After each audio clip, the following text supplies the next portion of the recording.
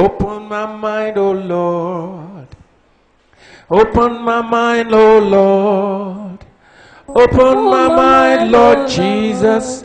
I am ready to obey. Amen.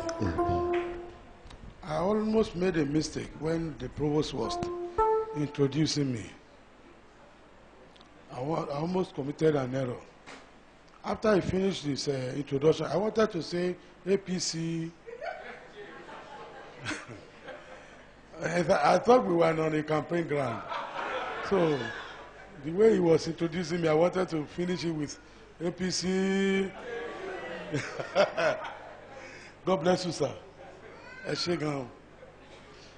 Father, we thank you this evening because you are God.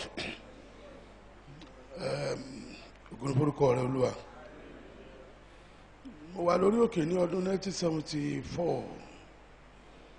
Bàbá tó bí provost yìí tán pè ní bàbá Olúyọ̀ng. Wọ́n sọ̀rọ̀ kan nígbà tán ní kan gbàdúrà fáwọn èèyàn. Wọ́n sọ̀rọ̀ kan mi ò gbàgbé ẹ̀. Wọ́n ní Olúwa àwọn èèyàn wọ̀nyí wọ́n sì tún ń parọ́ mọ́ mi. Àwọn èèyàn wọ̀nyí tún ń parọ́ mọ́ mi. Wọ́n lé mi ní alábòjútó Òṣogbo àtàgbègbè. Nígbà ó jẹ́ pé wọ́n lọ lábòjútó àtàgbègbè Olúwa ẹ̀ wá rí irọ́ bàtàkù tán pamọ́ mi. Olúwa ẹ̀mí náà sọ lónìí bí bàbá Olúyọ̀ng ṣe sọ 1974. Àwọn èèyàn máa ń parọ́ mọ́ mi. Wọ́n lé mi ní founder president. Olúwa ń gbọ́ jẹ́ pé wọ́n founder. A gbọ́dọ̀ mọ̀ fún wa, a gbọ́dọ̀ mọ̀ wòrú kankan fún wa ní àdúpẹ́ lọ́wọ́ rẹ̀ pé ìní founder. Ògo ni forúkọ rẹ̀ Olúwa. Ní alẹ́ yìí jẹ́ kí ọ̀rọ̀ rẹ̀ ó jáde pẹ̀lú agbára, pẹ̀lú iṣẹ́ ìyanu. Ògo ni forúkọ rẹ̀ Olúwa. Lórúkọ Jésù Kristi Olúwa wa. Praise the Lord. Ẹ jẹ́ jókòó. Arákùnrin wa tó ti ṣiṣẹ́ ní gáràjì rí yẹn. How da? Oh, God bless you. Òkàrí lọ́jọ́kòó lọ́jọ́kòó. Ẹ rí pé téèyàn bá ra ilẹ̀ séré àbí tí àwọn ọmọ gáràjì bá wà tẹ̀ fẹ́ kọ́ chọ́ọ̀chì bẹ́ẹ̀ tí wọ́n sì yọ yín lẹ́nu. Irú ẹni yẹn lẹ́rìn kó tẹ̀lé yín lọ lọ́jọ́ náà. Ó mèdè tí ó fi bọ́n sọ̀rọ̀. Ta ló sọ fún ẹ pé èrè tó rìn nígbà kan pé òwúlò bọ́ lọ́hùn? Ó sì wúlò bọ́ lọ́hùn o. A sọ fẹ́ mi ẹ máa wò dáadáa o. Ìjọba fẹ́ lọ dá ìjọ́lẹ̀ níbi táwọn ọmọ àtà bá pọ̀ sí. Ó mọ bí ó ṣe bọ́ sọ, ó mọ lórí wọn mọ̀ tí àbó mọ̀ pé Jésù lolúwa. A máa fún ẹ 5 alive. Kí ni 5 alive? God bless you. Ọ̀rọ̀ ẹ̀rí rẹ̀ yóò jèrè ọkàn àwọn tá a rò kí wọ́n lè mọ Jésù. In Jesus' name. Gbogbo Ọlọ́run ga fún ìgbé ayé àwọn lecturers wa gbogbo. The provost, the registrar, all other lecturers, including my wife, including everybody. In fact, ohun kankan tí ó jẹ́ ẹ̀rí mi nípa school yìí ni pé ohun tí ọkùnrin sọ ní ẹ̀kan ọkùnrin ọlọ́pàá ẹ̀ okay kó tó di pé ó dé school yìí ọlọ́pàá òkùnkùn ni ní ìsìn ó ti lọ́lọ́pàá àmọ́lẹ̀ ọ̀rọ̀ kan tó sọ ó lágbára ọ̀tá àmọ́ ó ní àwọn schools mi wà tó ti máa ń lọ wọ́n sọ pé ọmọ tó ń lọ lọ́ọ̀kan yẹn o lecturer báyìí ló ń fẹ́ o ẹ tó lọ báyìí provost ló ń fẹ́ o rector ló ń fẹ́ olùdásílẹ̀ ló ń fẹ́ ọmọ yẹn o mọ́dé bẹ́ẹ̀ o wọ́n tún mọ́ jà lórí obìnrin àní ìlú kan tí mi ní dákọ wọ́n tún mọ́ jà lórí pastors ó tún mọ́ jà lórí please stand up wọ́n tún mọ́ jà lórí obìnrin pé èmi mò ń fẹ́ ọmọ yẹn tẹ́lẹ̀tẹ́lẹ̀ èmi mò ń fẹ́ madam yẹn tẹ́lẹ̀tẹ́lẹ̀ wòlíì àti wòlíì ọkùnrin àti wòlíì obìnrin wọ́n tún mọ́ bá àwọn wòlíì ìgbẹ́ wọn jà anyway ṣá tí wọ́n bá fẹ́ dáná èèyàn ní ìdí igi àbí so tí wọ́n bá fẹ́ jó tí wọ́n bá fẹ́ dá iná ọ̀run àpáàdì irú àwọn tí wọ́n ṣe gi ọ̀run àpáàdì ni àwa ò ní bá lọ ọ̀run àpáàdì ọ̀run. Interestingly, the theme of this year's graduation is ministerial integrity. Very powerful. Ministerial integrity. Mo ní challenge kan ìṣòro ní mi mo bá ṣe fẹ́ overcome ẹ̀. Each time tí mo bá ń wára mi mo máa ń rí wípé Ọlọ́run deposit a lot sínú mi láti jẹ́ fún àwọn ènìyàn. And one of the times tí mo máa ń láyọ̀ jù nígbà tí mo bá wá sí class tí mo bá ń kọ́ gbogbo yín papọ̀ tí mo bá ń mentor yín yẹn a lot lọ́nà deposit sínú mi tó yẹ kó n release jáde ṣùgbọ́n time ò sí. Time ò sí. Mo wá rọ màá fún èèyàn mẹ́ta ní assignment yẹn ọ̀mẹ́rin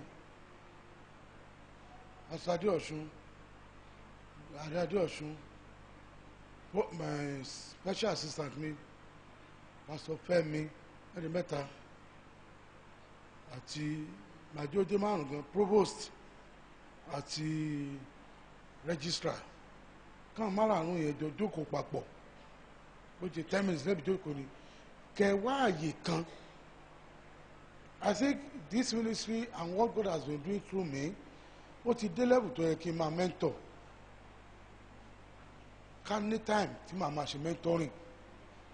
Ṣẹ́rí ministers congress tá a ṣe gbẹ̀yìn yìí ọwọ́ tó mú jáde ó yàtọ̀ sí tẹ́lẹ̀ because I did not know what to preach about. I knew the theme pé kí ni màá bẹ̀rẹ̀ fi preach mi mọ́ òtí mo gba microphone. I want to know that let us make it interactive káwọn máa bẹ̀rẹ̀ questions tó jáde ń bẹ̀ lágbára gan. Bóyá lẹ́ẹ̀kan lọ́dún tí gbogbo tí a ṣe publicity ẹ̀ gan-an a ti sọ pé a fẹ́ reduce ministers congress sí ẹ̀ẹ̀kan lọ́dún kí adoption of apostles kó jẹ́ ẹ̀ẹ̀kan máa suggest pé ẹ jẹ́ ká ṣe mentoring program ẹ̀ẹ̀kan lọ́dún kí publicity rẹ̀ wà interactive session ilé ò béèrè question níbẹ̀ ni impartation ti wá wáyé tó jẹ́ pé ẹ̀ẹ̀kan lọ́dún là ń ṣe impartation fún àwọn ènìyàn ládẹ̀ mentor wọn torí tí ń bẹ nínú mi lágbára gan mi ẹ̀dẹ̀ rí bí release ẹ̀ sí àwọn tí yóò kàn wáyà lẹ́nu pé àwọn tí wọ́n wàá súnmọ́ wa àwọn náà máa benefit lórúkọ Jésù àní ṣe lásán gbogbo bí ṣe ń gbé nínú mi who is that one gbogbo bó ṣe ń gbé nínú mi nǹkan bíi 3 4 ló ń gbé nínú mi ló ń ru nínú mi pé kí n release. Mo fẹ́ sọ̀rọ̀ díẹ̀ lórí integrity mo mọ̀ pé ẹ ti sọ ọ̀pọ̀lọpọ̀ àmọ́ mi wọn náà dẹ̀ ti sọ ọ̀pọ̀lọpọ̀ ìbá ọ̀pọ̀lọpọ̀ tí wọ́n sọ nígbà míì wọ́n máa ń share pẹ̀lú mi kan tó kù lé ọ̀pọ̀lọpọ̀ tí wọ́n sọ lálẹ́ wọn àṣì.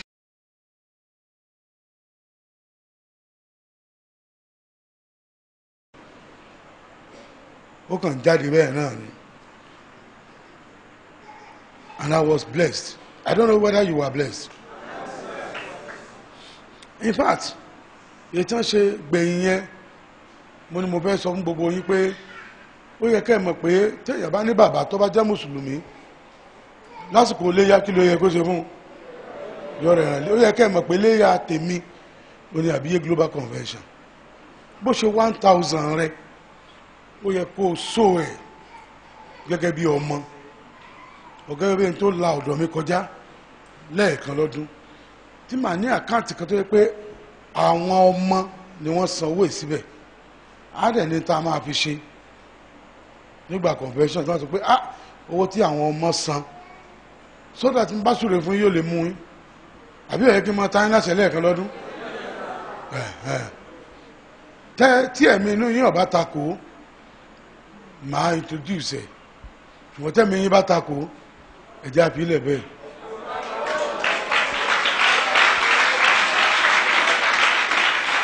Praise the Lord. What is integrity? Wọ́n ti define ẹ̀ dáadáa o. Oríṣiríṣi èbó làwọn èèyàn ti sọ lórí integrity. Àwọn bàbá wa màmá wa tán lókè wọ́n gbé èbó pọ̀ o. Bàbá fàyè gbà wọ́n. Èbó ẹlòmíì ó wò ó ibi. Ẹ̀wọ̀n èbó tì lọ́jì kan ó pọ̀ gan. Ọmọ mi kankan ṣèbó kan lánàá bí jẹ́ bí last week sí ní èbó yẹn lágbára ẹ jẹ́ fi èbó tiẹ̀ sẹ́gbẹ̀ẹ́ kan n ò ní fi lọ́rùn lẹ́ àgbà tó bá tó sanwó rẹ̀ èyí ò lè wà lábẹ́ mi kọ́ mọ́ sadúró èbó òun ṣùgbọ́n ká má wulẹ̀ wá èbó lọ bì kankan Jésù ló ń bá àwọn ènìyàn sọ̀rọ̀ nínú ìwé Matthew chapter 5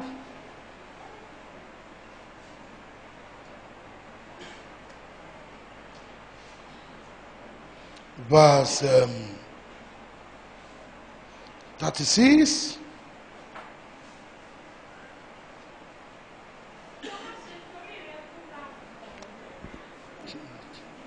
36 it has only but 33 again you have heard that it has been said by them of old time, thou shalt not swear thyself, thou shalt perform unto the Lord thine oaths. But I say unto you, swear not at all, neither by heaven or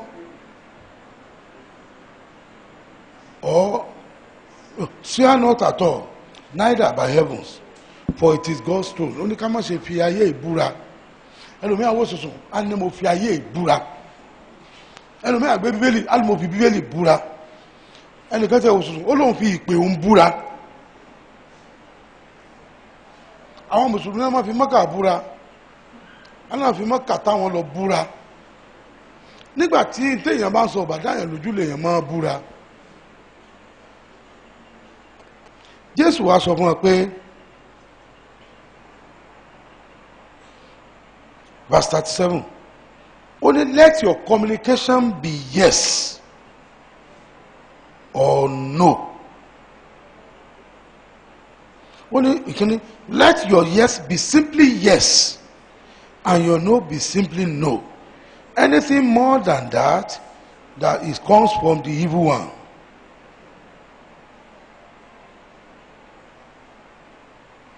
Praise the Lord. Hallelujah. Praise the Lord. Ìkan tó sọ, just say a simple yes, I will. Or no, I won't. Fún mi ní 10,000. Yes, I will. Ẹ búra fún mi pé ẹ máa fún mi. Ọ̀rọ̀ ẹnu mi. I will is I will. I will not is I will not. Kì í ṣe pé kó sọ pé I will. Kó dẹ̀ jẹ́ pé tó mi ni pé I will not. Ọ̀rẹ́ wa kan ní ọdún kan ni ó sọ fún ọ̀rẹ́ wa kan pé Démọ́lá jẹ́ àjọ dé mo fẹ́ lọ sí Warri next week. Démọ́lá ṣé wàá tẹ̀lé mi? Démọ́lá ní ó ní màá lọ. Ó sì ti sọ fáwọn ọ̀rẹ́ wa yòókù pé òun ò ní lọ. Tẹ́bẹ́rẹ̀ gbẹ́ excuse tó máa give a ní èmi ní wàá lọ Warri màá wá jẹ́ kí wọ́n nìkan san ṣùkú àgbàdo sí mi màá wá tẹ ṣùkú àgbàdo mọ́lẹ̀ ẹsẹ̀ mi ó wà kán àwọn ọ̀rọ̀ tí ò ní túmọ̀ tó bá ń tàn yẹn báyìí ìdí tí bí ń tàn yẹn òkú tí ò tí ẹ̀ nílé títí wọn ó fi lọ ó sì parọ́ fún pé òun ó lọ kò sì lọ ó sì lọ́kàn pé òun ò ní lọ àwọn tó ti wá sọ fún àwọn ní sápẹ́lẹ́nì a ní sápẹ́lẹ́tà ń lọ bóòlù ọ̀hún ó sì rí ó láago máa gbéra láago márùn-ún dájí àwa wojú àwọn yòókù tí tó ti sọ fún bóòlù nílọ a ní sápẹ́lẹ́ we are coming títí the last moment tí wọ́n fi múra ó sì ń bá wọn múra ó sì mọ̀ pé òun ní lọ sápẹ́lẹ́ sì dáa gan o àwa wojú àwọn sápẹ́lẹ́ we are coming ìrìn pé òun ò ní lọ so we are coming rẹ̀ yẹn I am not going ni Jésù wá sọ fún àwọn ọmọ ẹ̀yìn ẹ̀ pé ohun tó bá ṣe ni kó sọ má sọ ohun tó ní lè ṣe torí pé apá sísọ ọ̀pọ̀lọpọ̀ ọ̀rọ̀ lórí ẹ̀ ẹ má jẹ́ ń dú ẹ̀ lórí ẹ̀yẹ́ kí n sọ pé tí integrity máa ṣe fún ẹ what integrity will do to you ohun tó máa àǹfààní tó máa jẹ nínú kó jẹ́ bẹ́ẹ̀ ni jẹ́ bẹ́ẹ̀ ni bẹ́ẹ̀ kò jẹ́ kó ẹ̀kọ́. Number one, tí o bá jẹ́ tó ní integrity o ò ní hypertension lórí tí ò ní túmọ̀. Wà á gbégbé ayé ìrọ̀rùn.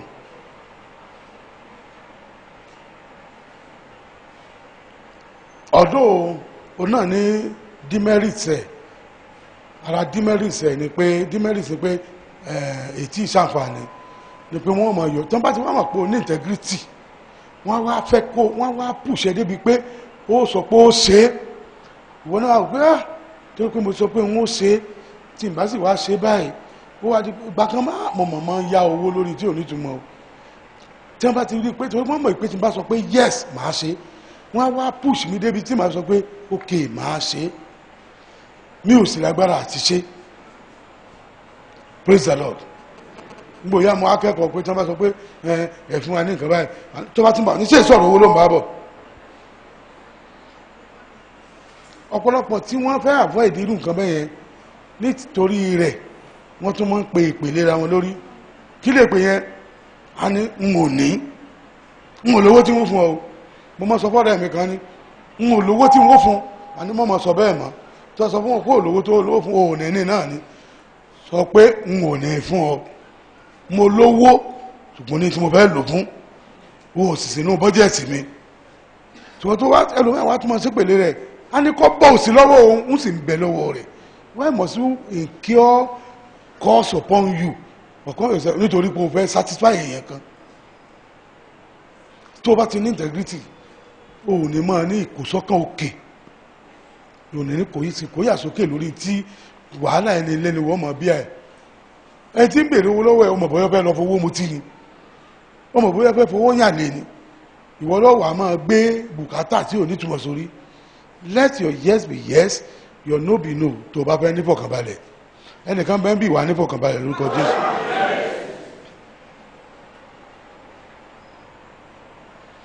Praise the Lord. Ìyẹn àfọ̀ẹ́lẹ́ àǹfààní yẹn. Number 2 ni pé wàá wúwo lójú àwọn èèyàn. God will magnify you in the eyes of the people. Torí integrity yẹn á jẹ́ káwọn èèyàn wá tọ̀ sẹ́. Ọmọbìnrin kan wá sórí òkè ńgbà kan ọkọ ẹ̀ wá ń bá mi sọ̀rọ̀. Ó ní church tí àwọn ń lọ lẹ́kọ̀ọ́. Ó ní church yẹn wọ́n ń yan ìyàwó ńlá lè. Ó ní olùdásílẹ̀ sí mọ̀ pé wọ́n yàn lálẹ́ kò tẹ̀ ṣe nǹkan kan sí. Ó ní ṣùgbọ́n nígbà tó wá síbí ó ní life has changed. Ó ní now I feel safe for my wife being here because mo mọ̀ pé my wife is safe in your hands. Ọ̀rọ̀ yẹn wú mi lórí. Ó nígbà tí ìyàwó ti bẹ̀ sí wá ó ní ọkàn balẹ̀ pé ìyàwó òun ó safe lọ́wọ́ mi torí pé òun mọ̀ pé mi ò ní yàn lálẹ́. Ọ̀rọ̀ yẹn wúwo lọ́wọ́ mi.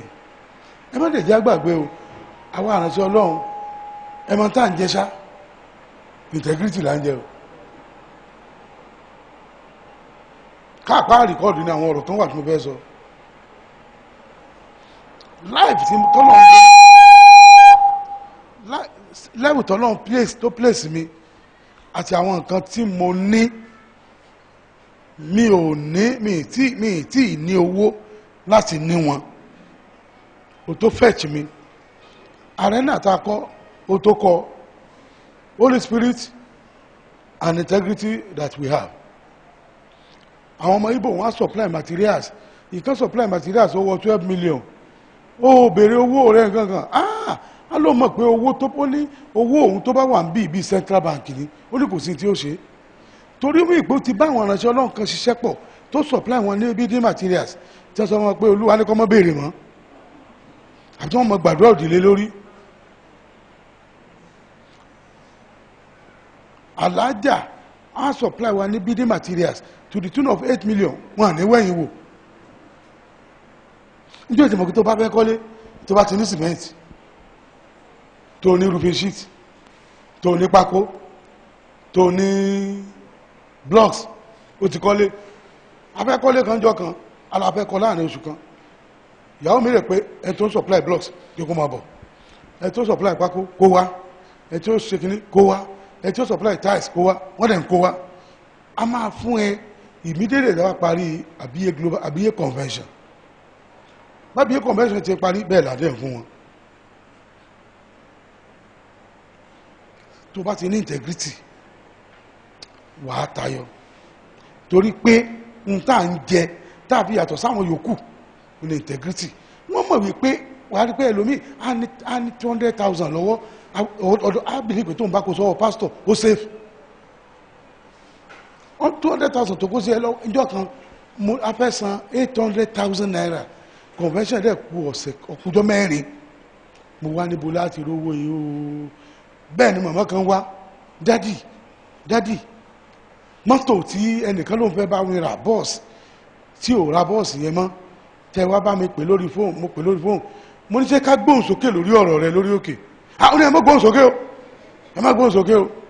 Ó lọ́wọ́ sanwó yẹn o, ó ní ó ti mówó yẹn wá báyìí o, ó ní 800,000, ó ní bóun fi ọwọ́ ná, àwọn tí mo sọ sanwó fún wọn ti ń wà tòsí, bó ṣe kó wá báyìí mo ní ẹ má pẹ́ wá. Ẹ̀gbọ́n náà mo ní ìdí 800,000, ẹnìkan sọ pé wọ́n ti sanwó mọ́tò kí n bóun kó, ó yẹ tí ọba gbọ́n ó yẹ kó ọmọ pé ó tó èsì convention ló kó wá. Tó bá lọ gba 800,000 bank wo interest tó máa san. Tó o bá ti ní integrity tí wọ́n bá mọ̀ pé bẹ́ẹ̀ ni rẹ jẹ́ bẹ́ẹ̀ ni, wákàtí wáyé pé ẹlòmíì àkàn ra lẹ̀. Mo mọ ọmọ kan ó máa ń wó sórí òkè, each time tó bá wọ́n máa fún mi 150,000, á fún pa mi gbà yẹn 50,000, gbà mí á fún mi 200,000. Ọjọ́ kan mo wá pè é, mo ní iṣẹ́ wo ló ń ṣe gan? Tó fi ń fún mi ládùúgbò owó yìí, ó lóun ò ní iṣẹ́ kan jọjú pé ẹnìkan báyìí ní Nàìjíríà òun ló máa bá ara property. Ṣé nǹkan àwọn kan wà tó yẹ pé wọn lè máa jáde lọ máa ra lẹ̀ mọ́, wọn á nídìí ẹnìkan tí ó máa rà fún wọn, ẹnìkan tí wọ́n lè trust tí ó lọ bá wọn ra lẹ̀. Ó ní tó ń bá lọ ó lóun lè sọ pé ibo ni ilẹ̀ tún wà ó lè sọ pé ní Lẹ́kí ilẹ̀ kan wà ń bẹ̀ 5 acres of land, ó lóun á bá ra òun á ṣe pépà ẹ̀. Níjọ́ tó ń bá gbé pépà lọ á ní mo fún ẹ 2+ ń bẹ̀, 2+ ní Lẹ́kí kò lè less than 200 million. Ó lá ní kó ń lọ sí Amẹ́ríkà kó ń lọ ṣe nǹkan báyìí wá, kó ń lọ sí báyìí kó ń lọ ṣe nǹkan báyìí, ó ní tó ń ṣe nìyẹn o. Nípa bẹ́ẹ̀ ó lóun ti lé l'Amẹ́ríkà, ó ní ní UK, ó ní ní Kòyí, ó ní lù bàbẹ́ ẹ̀, kò sí àti ń ṣe o. Kí ló ń lò, iṣẹ́ wo ló ń ṣe? Integrity.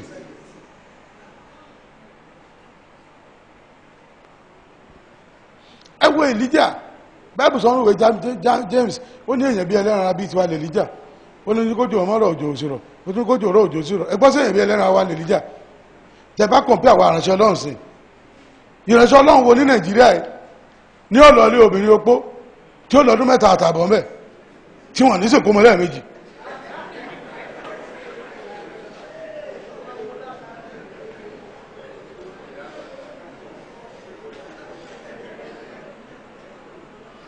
Àkàn sọ wọn àwọn náà fẹ́ pé lẹ́sọ̀ kalẹ̀ sáà gbégbé ayé Èlíjà. Ọlọ́run Èlíjà ń bọ́ ló wà sáà gbégbé ayé Èlíjà.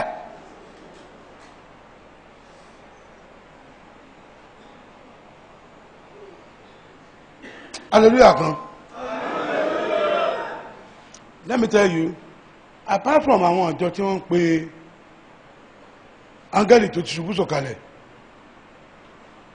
kò sí tó yàtọ̀ ní àwọn redeem ní winners CAC, kò sí àtàlọ́run redeem winners CAC. Ẹ̀mí mímọ́ tó ṣiṣẹ́ ní redeem ló ń ṣiṣẹ́ ní CAC. Ní tó yàtọ̀ láàrin redeem àti ìjọ rẹ̀. Ṣé bá rò pé gbogbo nǹkan tí wọ́n fi kọ́ káàpù yẹn ṣé wọ́n dáwọ́ wọn lẹ̀ ni? Táwọn yẹn bá ti bó ní integrity fúnra wọn àmọ́ fi nǹkan bẹ̀ ọ́, fúnra wọn àmọ́ fi nǹkan bẹ̀ ọ́. Àyà mi máa jágbà mí gbà tí wọ́n bá gbé mọ́tò mi wá fún mi, dádì a rí pé mọ́tò yẹn ilẹ̀ lélo èlò ni ẹ má wọ́ọ̀rì. Nígbà mo bá gba tí wọ́n bá gba nọ́mbà sí tán tí mò ń lò tán wọ́n tó sọnù yẹ ẹ̀ fún mi. Ó tí ẹ̀ ní kí n ṣèwé kankan dádì kí la fẹ́ ṣèwé fún ti bẹ́ẹ̀ yìí ni.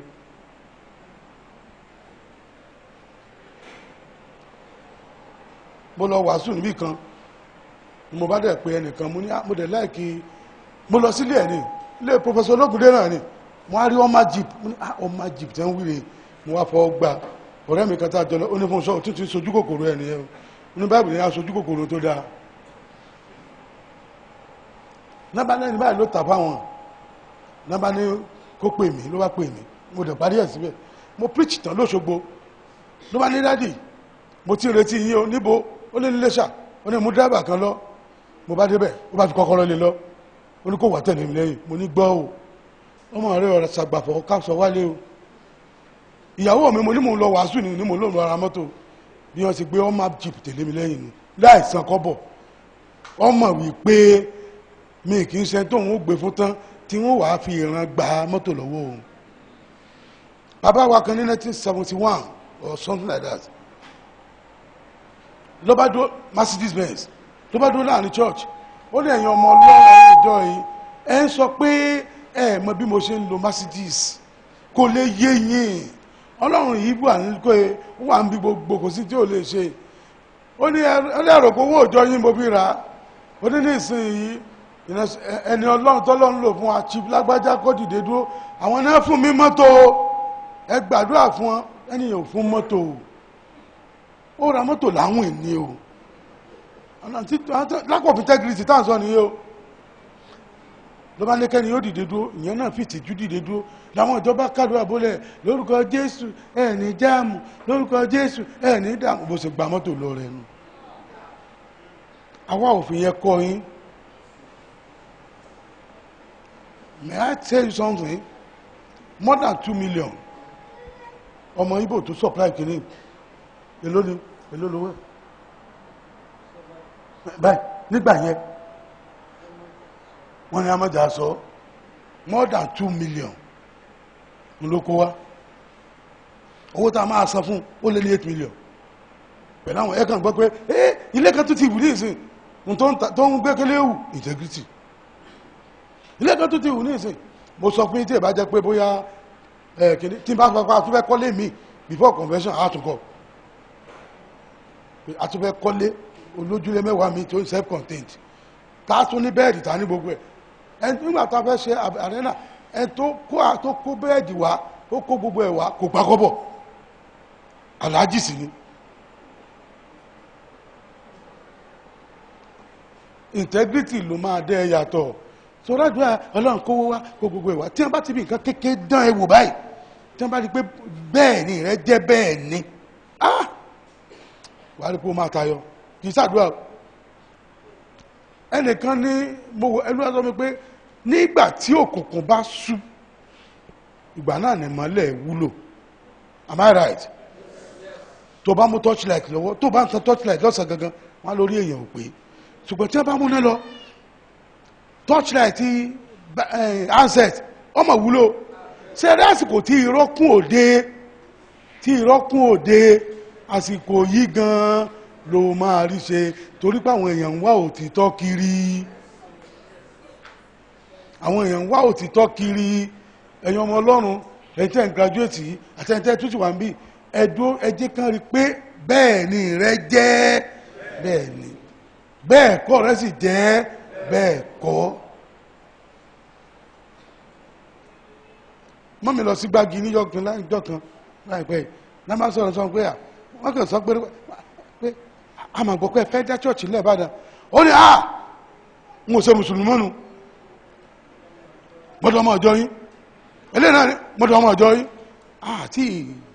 àti ìdébẹ̀ àti ìbẹ̀rẹ̀ gangan àwọn mùsùlùmí sọ pé àwọn òṣèlú ó mì wípé reason tí ò fi ṣe Christianity practice ẹni pé ó ti bá jákulẹ̀ pàdé lọ́dọ̀ àwọn pastors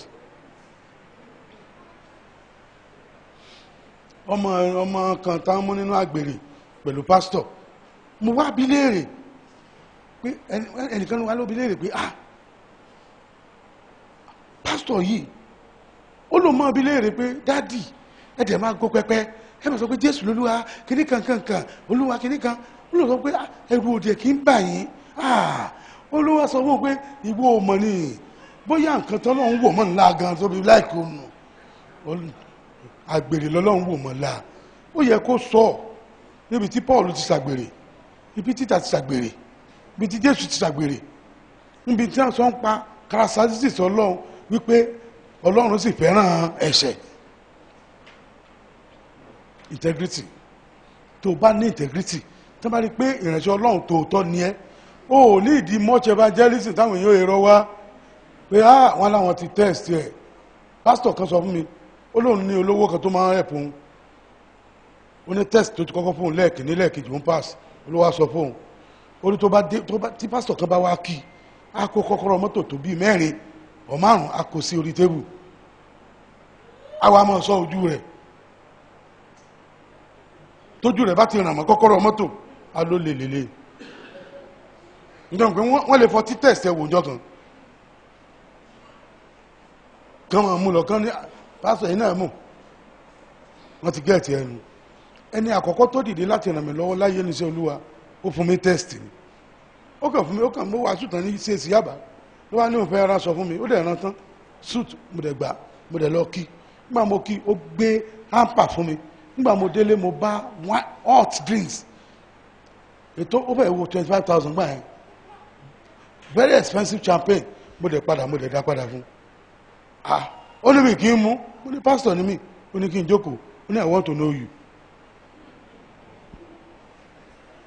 ó ní I want to know you ó ní mo fẹ́ mọ̀ yín ó ló kọ́ mi báyìí number 2 ó wá ní ọmọ kan pè ní dancehall àríyọ̀ lórúkọ ẹ̀ ó ní àríyọ̀ staff ó ní kó sí open file fún mi kó kọ fún Ṣàkàndé ministry síbẹ̀ ó ní tí n bá ti ní ìdíkì máa béèrè àkọ́kọ́ tí máa béèrè mo kọ I need the fan that was 1998 I need the fan I need the generator nǹkan nígbà mo déwájú ẹ̀ ló bá wò títí ó ní àpàdà wà lọ́la fún meeting ó ní pastor ó ní what type of man are you I want to know you more ó ní gbogbo tí mo kọ fóun ó ní n ò kọ tara mi síbẹ̀ ó lóun dẹ̀ mọ̀ pé mọ́tò mi ò dáa ó lóun rò pé màá kọ́kọ́ pé I need a car. Integrity ìjọ tí wọ́n bá máa test ẹ lórí integrity tó lóore ńlá kan ó bàdé ò ní fail mo ló ò ní fail integrity tó bá ti ní integrity á gbé ewu kúrò lórí ẹ níjọ́ mọ̀ pé tó jẹ́ káwọn èèyàn máa dáwó ń bí ni pé ọba kan nílẹ̀ Yorùbá tí wọ́n lóun ló lówó jù ní Áfíríkà ó ń sọ fún mi ó nígbà tí ìyàwó òun wá síbí tó ń rí ibi ó ní wọ́n wá sọ wípé pé ẹ try síbẹ̀ yẹn gan o pé n tó impress òun gan jù ni pé ohun tẹ́ ẹ bá fẹ́ sọ pé ẹ fẹ́ fowó ṣe lẹ máa fi ń ṣe ó ní sọ pé bẹ́ẹ̀ yẹn dàbí ààfin pé n tẹ́ ẹ bá lẹ fẹ́ ṣe lẹ máa fi ń ṣe mo wá ní òun fẹ́ kí n wá kí òun láàfin mo wá ní à ń bọ̀ níjọba ó ní ká má wà níjọ́ yẹn ó lóun gbọ́ pé a tó ti létọ̀ ní ó ní tóun bá máa gbàlejò yín òun ó gba gbogbo àwọn ọba Ondo State tóun tí wọ́n wà lábẹ́ òun ó ní wọ́n á wà lọ́dọ̀ òun láti wá receive mi integrity kí ló máa ṣe ó máa magnify èèyàn ó wá receive èmi tó yẹ kí wọ́n tà kí wọ́n fi ra àtùpà èmi ọba kí ọba fẹ́ dákọ̀ ọba tẹ́rù ni ọba àti ó lóun ó pe gbogbo àwọn ọba Waterside Ondo State kan wá pàdé mi ẹ má foundation ìyàwó rẹ̀ sọ pé ohun tí wọ́n bá sọ pé àwọn fẹ́ fowó ṣe ní wọ́n máa ń fowó ṣe ó mì pé wọ́n ti rí àwọn kan tẹ́lẹ̀ pé wọ́n ti fún ní 1 million tí wọ́n láwọn èèkàn ṣọ́ọ̀ṣì tí wọ́n travel lọ ìlú èbó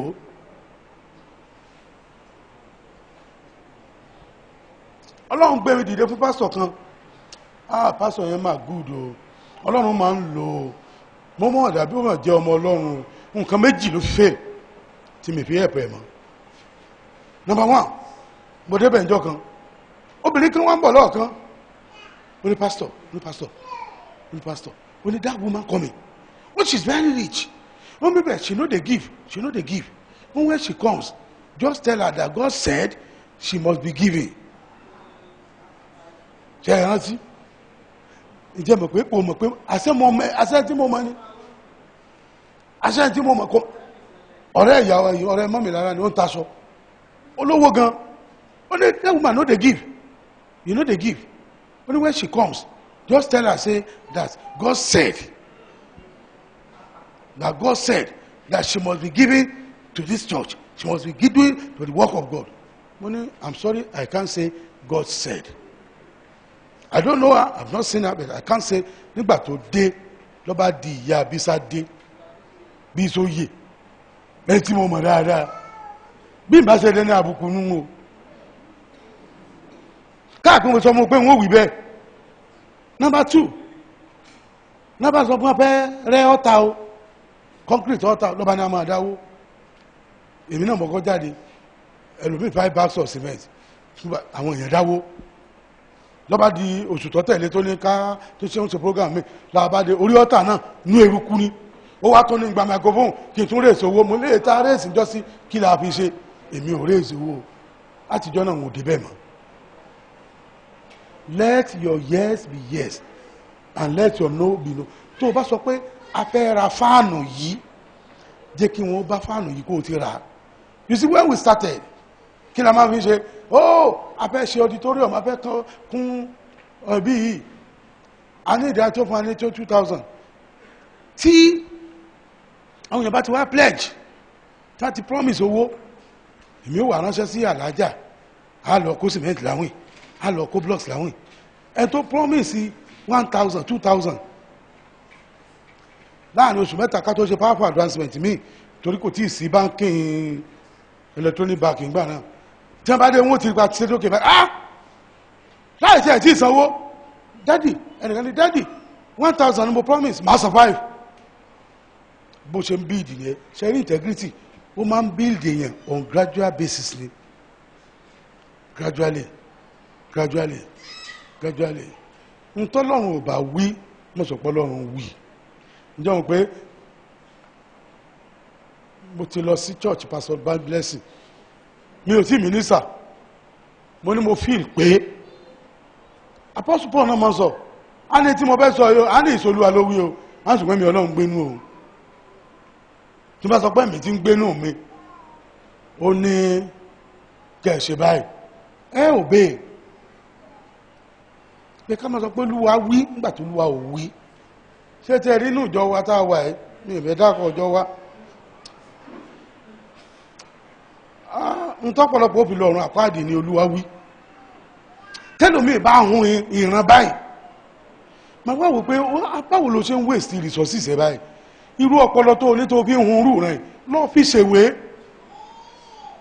tẹ́lòmí bá hun ìran ó lè kọ̀wé fágúnwà 10 lójúmọ́ wọ́n á sì sọ pólúwa wọ́n sì máa hun báyìí bẹ́ẹ̀ pólúwa yìí náà ẹnìkan lólúwa ní kí wọ́n sì sọ jí lọ́dọ̀ òun ní November 12 to 15 12 13 14 olúwa wí nígbà táwọn bẹ̀rẹ̀ convention ní November 12 fún bí olúwa wí kúkú sọ fún mi pé pastor abẹ́jàfà nínú orin tọ́lọ̀ fún yín ẹ̀bẹ̀ àwa date easily ni màá fún date wáì tó lè láti sọ pé olúwa wí ṣé tó fi ṣe bá dé pé olúwa wí ṣé rú mi ní wà débẹ̀ tọ́lọ̀ orin ọlọ́run ní rìn mọ́ because ọlọ́run kì í kọ́ òtítọ́ lórí irọ́ sọ fún ẹ̀pẹ́ sọ pé sọ ti ń gbọ́ báyìí sọ fún ọ̀rẹ́ rẹ sọ pé tó ti ń gbọ́ be a man of integrity be a woman of integrity ó máa fẹ̀ẹ̀ṣẹ̀ ní nǹkan gan-an máa fẹ̀ẹ̀ṣẹ̀ ní nǹkan gan-an àwọn èèyàn irọ́ ti sú wọn ẹ jẹ́ sọ kí ní ọmọ wọn ṣe fẹ́ gbọ́ ọ̀tọ̀ ọ̀rọ̀ gan ẹ̀yin olùdásílẹ̀ ẹ̀yin founder àti creator ìran ti sú àwọn èèyàn ìjọ tẹ bá dé ló tẹ bá fi ìran bẹ̀rẹ̀ tẹ gbé lórí ìjọ yẹn ìdúró ìran ó ti sú àwọn èèyàn be a teacher of the world nínú teaching tẹ bá ń kọ́ ọ̀rọ̀ Ọlọ́run àsọtẹ́lẹ̀ a máa jáde ń bẹ̀ àmọ́kọ́ sá máa sọ ìran sá ẹlòmíì lè sọ ìran mẹ́jọ láàrin ìṣẹ́jú kan Olúwa tún wí pé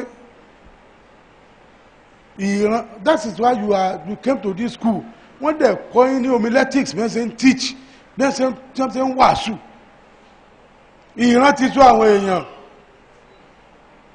mo wà lọ́dọ̀ gọ́ọ̀nà kan àwọn sọ̀rọ̀ mo ní excellency mo ní nígbàtí ẹ bá wọlé tán èmi ò sí lára àwọn pásítọ̀ tí ó mọ̀ dúró lẹ́nu ọ̀nà géètì yín o mo ní mo lè má lówó tó yín o, but I'm not a poor pastor.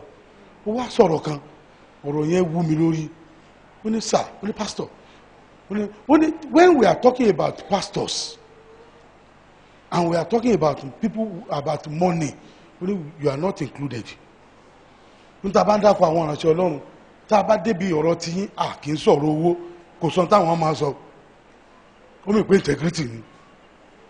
ó ti rán àwọn èèyàn wá, ó ti wo nǹkan kan tó ń ṣẹlẹ̀, wọn àti ìmẹ́jọ́ kankan wá police station káwá máa ránṣẹ́ sí pé wọ́n ti wòlíì mọ́lé o.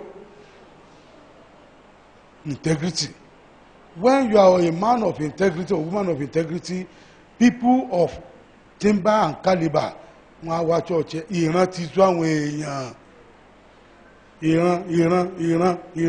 ìran ti tú àwọn èèyàn. tó ṣe tó bá fi ìran ṣe foundation jọ tó dúró lórí ìran, tẹ́sù ó fi mọ́ bá sọ̀rọ̀ kò ní mọ̀mọ́. mọ́ ọmọ ẹnìkan ìran náà lọ sọ ọlọ́kọ̀ wọn fẹ́ pa wọn, olúwa lọ́kọ̀ wọn ó pa wọn, olúwa lọ́kọ̀ wọn ó pa wọn, ó fọkọ́ ọlẹ̀. pásítọ̀ tí wọ́n jọ tún ṣe prayer partners ó tún fẹ́. ọ̀rọ̀ bẹ́yìn yọ. ara àwọn tí wọ́n parí ọ̀rọ̀ tí wọ́n ní ká dáríjì, ó sọ fún ọ̀kan nínú wa pé ọmọ pásítọ̀ yẹn o tí wọ́n jọ ń ṣàgbèrè yẹn o, òun fura pé last born ẹ̀ pásítọ̀ yẹn ló ní o. ó tún fẹ́ bẹ̀rẹ̀ kúrò lórí ẹ̀, ẹni tó tún wá jẹ́lẹ́rìí ó tún ìfọ̀ wọn. ó wá ń fẹ́ ọ̀rẹ́ méjèèjì, ń fẹ́ pásítọ̀ ti bí, fẹ́ pásítọ̀ tọ̀ náà. wọ́n sì jọ jókòó tì lórí pẹpẹ. àlè kìíní lápá ọ̀tún, àlè kejì lápá òsì, olè apá ọ̀tún, olè apá òsì. a sì tún sọ pé olúwa wípé yóò tún ṣe deliverance, yóò tún mọ gbọ́ léèyàn lórí. irú ọwọ́ wo lẹ fi ìpè irú ọwọ́ yẹn máa dà? irú orí wo lẹ́yìn ẹ̀ máa gbé lọlé? àwọn ní pẹ́ púpọ̀ ju pé n tí mo fẹ́ kẹ́ ẹ mú lọlé ó ní integrity. kí ni mo pè é? ṣe é rí tẹ́ ẹ bá dúró lórí rẹ̀. ṣe é pọ́pọ̀lọpọ̀ ẹjọ́ sísá lágbájá, ẹ jẹ́ kán bá mi fi mọ́tò ìgbé ọmọ mi dé Ìbàdàn. ẹ̀rù ó mọ̀ bá tó bá gbé dé Ìbàdàn ní ìsìn, ó lè padà sọ pé Olúwa ní kó mọ́ gbé wá o.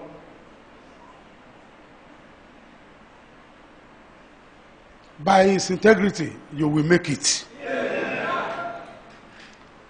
Another thing tí mo fẹ́ sọ fún yín ni pé I want to do something that is called laying of hands. kí mo pè é? ìgbọ̀wọ́lé. Moses laid hands on Joshua, and the spirit of wisdom in Moses rested upon Joshua. Let me tell you, I don't want to advertise myself, but I think I can tell you briefly about me. Mo lè mọ lẹ́bùn mi tó ọ̀pọ̀lọpọ̀ o, ṣùgbọ́n mo mọ̀ pé mi foolish. I think by average sense, I'm a pastor that has wisdom. I can say so, because bàbá mi gbọ́n. nǹkan kan tí mo sì mọ́ lépa jù tí n bá kí bàbá mi ní pé kán gbọ́ orí mi lórí. My father was a wise pastor.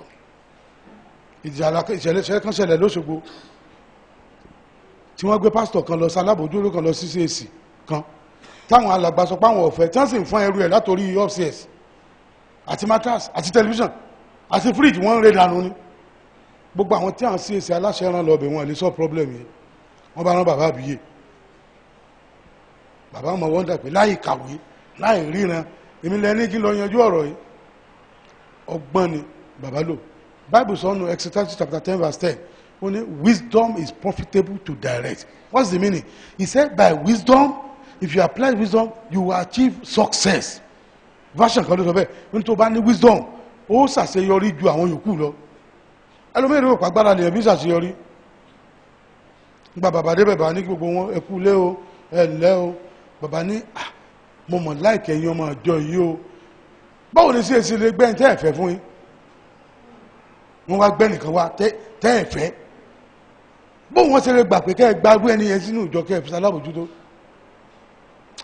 mo gbọ́ pé ẹ̀sọ́ tẹlifíṣàn yẹn nù wọ́n ní bẹ́ẹ̀ ni ẹ̀jú matrasi ẹ̀nu bẹ́ẹ̀ ni. bàbá ní ẹ̀jọ mi tẹ́ bá jọ mi ni wọ́n dáná sun gbogbo ẹrù ẹ̀ ni nínú àwọn náà ń dùn.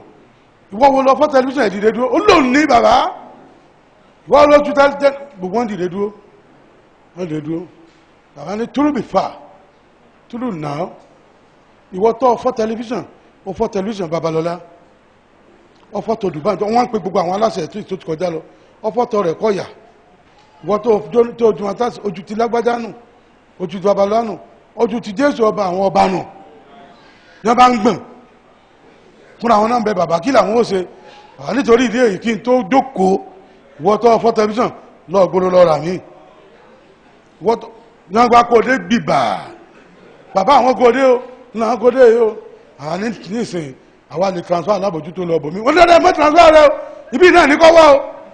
Wisdom is profitable to direct, and I believe that and I believe that moderately, like when only small proportion of wisdom, and if I lay hands on you, you will acquire wisdom too. Ọ̀pọ̀lọpọ̀ tọ́lọ́run ṣe níbí tọ́lọ́run ọba fún alọ́gbọ́n ní lè ṣe torí pé ẹlòmí àti confront àwọn aláṣẹ ẹjọ́ ẹ yóò ti mọ̀ sọ pé kí lẹ lè ṣe ẹ lè transfer mi kúrò bí ẹ lè ṣe kíní kan ẹni tó bá ní wisdom ó máa ní humility. If you have wisdom, you will have humility. And by the grace of God, I am not humble, but I am still pursuing to be humble. Mi ò tí gbọ́n o, mi ní ìrẹ̀lẹ̀, ṣùgbọ́n tí mò ń lépa ní gbogbo ìgbà ní láti ní ìrẹ̀lẹ̀. Bible says, Joshua was filled with the spirit of wisdom because somebody who had wisdom laid hands on him. But bóyá Joshua wá reject kankan tí Moses ní tóun ò fẹ́ pé Moses máa ń bínú ṣùgbọ́n àmì ìrùpá kábì kankan tí Joshua ti bínú tẹ́nìkan bá gbọ́ lé ẹ lórí tó bá máa bínú ìwọ náà máa bínú torí tẹ́yìn bá fẹ́ wẹ̀ èyàn ìwẹ̀ láti ilẹ̀ tó tẹ́lẹ̀ tó bomi láti ilẹ̀ nísìn tó bù lẹ̀ tó wá wókè bọ́lọ́ ti mọ́ wá so tó bá fẹ́ gba ń tẹ́lẹ̀ yẹn ni o kọ́kọ́ gbọ́dọ̀ admit pé ni yẹn jù ẹ lọ o lè sọ pé gbẹ́niwọ̀ àtẹnìkan kò ní kó gbọ́ lé ẹ lórí no you must admit that ẹni yẹn jù ẹ lọ. I think that there are some people here bí o tiẹ̀ ju méjì lọ láàrin yín bí tí ẹ admit pé at least ntọ́lọ́run fún mi ó ju tẹnìkan lọ ní. O lè mọ báìbù jù mí lọ but at least nǹkan kan máa wà ní láì fún mi tí wọ́n ò ní tọ́lọ́run dẹ̀ fún mi. Kò possible kí n sọ pé kó fúnlẹ̀ kó gbọ́ lé lórí ṣùgbọ́n mo lè gbọ́ lé wọ̀ lórí. Ẹ bá sì fẹ́ gbọ́ tí àbá fẹ́ gbọ́ lé lórí ẹnìyàn kúnlẹ̀ ó mọ̀ ìpín tí sọ ni pé kó wá látòkè wálẹ̀ ó lè dúró báyìí kó dúró kó wá ní kí n gbọ́ lé ẹ lórí ó mọ̀ ìpín gbẹ́lẹ̀ mi àti ẹnìyẹn. Grace will come from the top to be below. This evening as I lay hands on you, you will receive wisdom. Amen. You will receive the grace to do things with ease. Amen. And you will inculcate ìwọ náà fẹ́ kọ́ inculcate integrity. Amen. In the name of Jesus Christ. And ẹnìkan pé integrity ní àkúnyawọ́ that is kó wà transparent kó jẹ́ pé tí wọ́n bá sọ pé o jẹ́ ni kó o jẹ́. Níjọ́ kan mo fẹ́ pàdé èèyàn ńlá kan ní Nàìjíríà ní hòtẹ́ẹ̀lì kan lóṣù nìbàdàn ọkùnrin lẹ́ni ẹ̀ èèyàn ńlá kan ni ọkàn wọn aláwọn aláṣẹ lórílẹ̀‐èdè ni mo ní a máa pàdé ní hòtẹ́ẹ̀lì Owú Crown. I told my wife a máa pàdé ẹni Owú Crown. Mo débẹ̀ láago 12:00 ó yẹ ká ti pàdé níbi 12:30 mo débẹ̀ 12 mo wá ń pè pé ó wá ní sà nílé pàdé mọ́ pé dírẹ́bà àwọn òun mọ́bi tó gbà lọ mo wá ní òkè tí kíkú wá bá nílé mo wá lọ bá nílé bí mo ṣe ń lọ lé mo wá pè ìyàwó mi mo ní mi lọ sí Owú Crown mọ́ o mo lọ sí di iṣẹ́ mo wá bẹ̀rẹ̀ àwọn drivers mi pa mi cso mi ní njẹ́ mo rísì pé mọ́mi ó lóun ọmọ mo rísì ní pé Owú Crown ni mo sọ pé mò ń lọ tẹ́nìkan bá pàdé mi ní ọ̀nà àdí iṣẹ́ tó bá dẹ̀yìn ọ̀la tó bá fẹ́ parọ́ mọ́ mi pé mo fẹ́ ìyàwó kan sídìí ìṣe péjọba ẹ̀ mo wá sídìí ìṣe tí mi sọ fúnyàwó mi pé mo ń lọ ọ̀dí ìṣe àbí tí nǹkan kan bá ṣẹlẹ̀ nídìí ìṣe tí wọ́n bá sọ pé mo wà involved àbí tí wọ́n sọ pé mo ní babaláwo kan tí mo máa lọ bá níjọ́ kan mo lọ Ifẹ̀ mo wá fẹ́ tọ̀ number park sí mi níbi mo bá fẹ́ máa tọ̀ mo bá rí signboard kan Celestial Church of Christ this way to kìnìkan parish ẹgbẹ́ ẹ̀bẹ̀ mo ti fẹ́ tọ̀ mo ní yẹ́yẹ́ ẹgbẹ́ mi mo bá wọlé wọ́n ní dáàdì kílódé mo ní ẹ̀ṣọ́ bọ́ síwájú gbòdì ọjà hàn mo ní ọmọ díẹ̀ mo ní ìyànà sẹ̀lẹ̀ kan nìyí mo sì ń tọ̀ ẹnìkan tí ń kọjá yóò sì rí mi níyànà yẹn a ní aṣọ bẹ́ẹ̀ náà níjọ́ kan obìnrin kan bẹ̀rẹ̀ bàdàn wọ́n pè ní ìyá Mary CAC ló ń lọ disciple ìyàwó mi ni bẹ̀rẹ̀ ọkọ ẹ̀ ó lóun lè kú òṣèlẹ̀ àgbò ti dàgbà ṣẹlẹ̀ ó wá ní ìdìrànlọ́wọ́ ló wá wórí òkè ó sì wọ́sọ ṣẹlẹ̀ wá àdẹ̀wà àdọ́ public wọ́n ní dádì ẹ pẹ̀lẹ́ ẹ ǹlẹ́ kankan mo fẹ́ rí ní ọ́fíìsì mo ní mọ́ rí mi níbí ọ̀rọ̀ kẹ́lẹ́kẹ́lẹ́ ni mo ní má sọ kẹ́lẹ́kẹ́lẹ́ sọ sókè níbí àwọn èèyàn ní kò yẹ kí n ṣe bẹ́ẹ̀ sí mo ní gbàǹbá wa wọ ọ́fíìsì pẹ̀lú aṣọ ṣẹlẹ̀ lọ́rùn mo tán pè ní integrity nìyẹn mo ní tí a bá wá jáde kí ni mo fẹ́ fi clear ara mi pé kì í ṣe bí agbára tí wọ́n wá fún mi mo lọ gbà ọ̀pọ̀lọpọ̀ wa kàn máa ń careless a máa ń rìn gbèrígbèrí ibi tí wọ́n ti parọ́ mọ́ wa sọ́dún pé tí wọ́n bá ti parọ́ nǹkan mọ́yàn lẹ́ẹ̀kíní lẹ́ẹ̀kejì lẹ́ẹ̀kẹta lẹ́ẹ̀kẹrin lẹ́ẹ̀karùn tó bá yá ẹni yẹn lè sọ pé tẹ́ẹ̀kú parọ́ mọ́ mi fún wọn ò kú ṣe é olórin kan ló kọrin kan gba kékeré táwa kékeré wa àwọn bàbá adé ọ̀sùn máa mọrin yẹn ó ní ẹni tí wọ́n torí ẹ̀ nà mí ni wọ́n padà fẹ́ ó mọ̀ pé àwọn òbí rẹ̀ nà torí ẹni yẹn torí pé nà mí torí ẹni kò dáa kí n má fẹ́ tí wọ́n bá ti parọ́ nǹkan mọ́ ẹ láàkọ́kọ́ lẹ́ẹ̀kejì lẹ́ẹ̀kẹta wà ní nígbà tí wọ́n pa lẹ́ẹ̀kan kí ló ṣẹlẹ̀ síbi kí ẹ kúkú ṣe so don't work ewu lele ọ̀nà ńlá jẹ́ ní mà dáa fún ẹkẹ jẹ̀sọ́ àpò àyà so márùn gbèrígbèrí ibi tí wọ́n ti parọ́ ọmọ ẹ̀ márùn gbèrígbèrí àwọn ẹlẹ́ṣẹ̀ o má bẹ̀ lẹ́ṣẹ̀ sọ̀rẹ́ Jésù ó kórìíra ẹ̀ṣẹ̀ ó fẹ́ràn àwọn ẹlẹ́ṣẹ̀ ló kórìíra ẹ̀ṣẹ̀ be very very careful be very very torí ohun tó máa tẹ̀yàn láwùjọ àwọn èèyàn ò ní sọ fún èèyàn o tó fi defend ara rẹ o tó bá fẹ́ mu coke ní public gbé ìgò coke sẹ́gbẹ̀ẹ́ kó o máa dà sí lójú àwọn èèyàn torí gbogbo pé coke ń gbà míì tẹ́ ń bá wò lọ́ọ̀kan ọtí wo ló fẹ́ jọ ẹ pàtàkì ọgbọ́bìnrin yẹn ó rántí ọjọ́ tẹ́ ń pápá yòókù ọmọ tọ́jọ́ rẹ̀ ó ní ọjọ́ gbọ́lọ́dàbí gúdà ó tún kì í ọlọ́run àwùsásá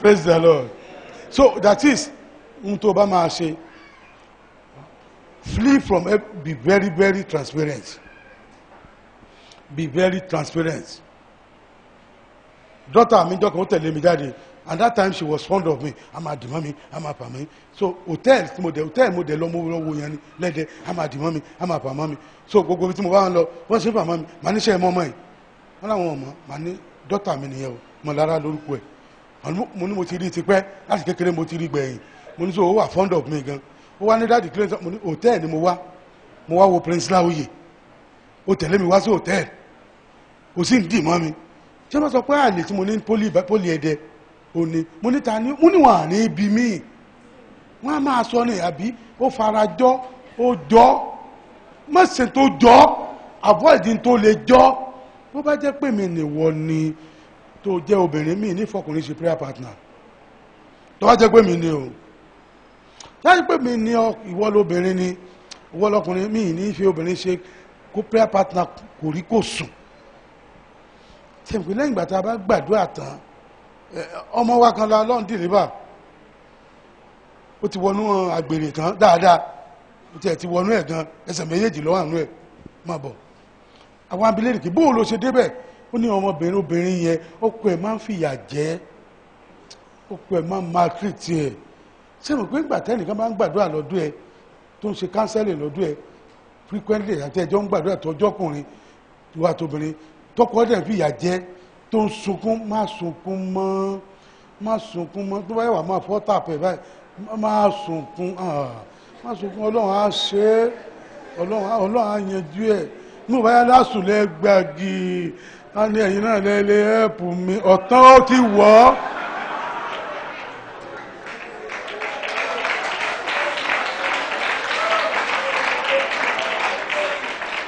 Praise the Lord. Ọmọbìnrin kan wà tó jẹ́ ọmọ fún mi nígbà yẹn ó máa fún mi ní tithes ó máa fún mi gbogbo in fact ó fún mi ní offering kan ó pè ní ó ní Samuel offering níbi tó máa ń fún mi ní offering dé ìwọlé tó jẹ́ Samuel offering bá 50,000 gbà náà 1999 Samuel offering ìwọlé tó jẹ́ Samuel offering ó ní Samuel ọmọ Anna wọ́n dì náà ẹ̀ kò rọ́mọ bí wọ́n wá fọmọ́ yàn lójú ó ní wọ́n fi kankan yàn lójú níbi iṣẹ́ wọ́n fún gbogbo èèyàn ní àláwọ̀nsẹ̀ wọn fóun ó ní wọ́n ní tí wọ́n bá lè fóun bí Anna ṣe fún Samuel lẹ̀ lónà òfin tó lẹ̀ Samuel ọkùnrin so wá jẹ́ kí n máa láìkẹ́ ẹ̀ bẹ̀t ó kò rọ́kọ èyí tí àmásà máa bá mi dádì ọ̀rọ̀ ọkọ yìí náà ni nígbà yà wọ́n fún ká lóun ó ní tí n bára káà ní ìsìn ó ní kí mo fẹ́ máa fi ṣe dádì tí n bá gbé káà lọ títí tí n bá padà lérè mi ní òkú dádì I am lonely ṣe rí ọ̀rọ̀ ehun tó fi sọ bedroom voice ni mo bá pe Pastor Fẹ́mi mo ní Pastor Fẹ́mi ọmọbìnrin mi ìfẹ́ rí mọ́ I don't want to see her again mo ní ìjọ tí màá bá tún rí ìjọ tó bá mú ọkọ wá ọkọ òun ni I am lonely èdè tó fi sọ embassy ti ṣòwò oògùn rí praise the Lord ọmọ mi kan sọ Pastor Ben ó ní mensa otabil ó ló sọ̀rọ̀ kan pé you will be tempted to provide answer to questions that people give to you. You will be tempted to provide solution to problems of people. Tẹ́nìkan bá wá that's why pastors tó ní 10,000 lọ́wọ́ ẹnìkan wá gbọ́mọdé jẹ́nẹ̀jẹ̀nẹ̀jẹ̀nẹ̀ ọmọ sí kí o rọ̀ ọ̀sùn wà á ti gbàgbé pé ò tí ìsìnkú díẹ̀ lẹ́lẹ́ wà fún obìnrin yẹn torí pé problem tó lè solve ni so tẹ́nìkan bá wá tó sọ fún ẹ pé ọkọ òun ò bá òun lò pọ̀ dáadáa ó sì tún gbọ́ ọ wá lónìí ọkọ òun ò bá òun lò pọ̀ dáadáa ẹnìkan ní obìnrin kan wá ó ní my husband does not grind me well grind ó ní sẹ́ ata ni ó ní kì í grind òun dáadáa mo ní wo pé ìwọ náà sì ń gbọ́ lé ó sọ lónìí ó sọ lọ́la tó bá yẹ tó sọ pé ọkọ òun ò kì í ṣe dáadáa ó ń fi ìbálòpọ̀ ọdún wà wá wò pé tí mo lè solve ni èso àwọn sọmọ pé bẹ́ẹ̀ tó lè solve problem yìí náà aṣágbé akalẹ̀ láti solve problems ni ó tọ́ ni pọ́pọ̀lọpọ̀ tí wọ́n ṣe ń fall kó òun integrity nìyẹn ọ̀pọ̀lọpọ̀ tó dúró dáadáa báwo ni wọ́n ṣe ṣubú káàpẹ̀ dá Sátánì Lucifer ó lè dáhùn question yẹn ni àbátí ma sọ̀tàn Lucifer àbámọ̀ sọ lára àwọn áńgẹ́lì nínú ìsìn báwo ni wọ́n ṣe ṣubú kò dáhùn question yẹn lónìí ọmọ yẹn ọmọ mi yẹn ọmọ wa ní olúwa yẹn àná tó á jẹ́ páyé ìgbà kan ni mọ́mí ó ti sẹ́pẹ̀ bíi mẹ́ẹ̀ẹ́dógún wọ́n fẹ́ lè lẹ̀ ní tébù lórí mo ní ẹjẹ́ àfarabalẹ̀ ẹjẹ́ àwò bó ló ṣe ṣubú bó ló ṣe wọnú ẹ̀ olóòmọ́ fún lówó ọkọ rẹ̀ kì í tọ́jú ẹ̀ ìwọ àlàmú tó ṣe yàn ọkọ rẹ̀ kì í tọ́jú ẹ̀ ìwọ lòun wá ń tọ́jú ẹ̀ ìwọ lòun fún ọmọ lówó ìwọ lòun ṣe ti bí ọkọ ẹ̀ mọ́ fìyà jẹ sẹ́yìn pé ńgbà tọ́kọ bá fìyà jẹ ó lè ṣe ẹ̀nà tán kó wá máa sunkún sọ́dọ̀ ẹ̀ kò sí ẹni tí ti sunkún báyìí sọ pé comfort yìí ẹ̀ tú àwọn èèyàn mi nínú ebi ẹ̀ tú àwọn èèyàn mi nínú ó ti wọnú àgbèrè o be very careful. ẹnìkan bá mi sọ̀rọ̀ ó ní daddy ó ní I know one thing about you are very faithful to your wife mo ní yes thank you very much mo ní but that is number 2 mo ní I'm faithful to my destiny that's number 1.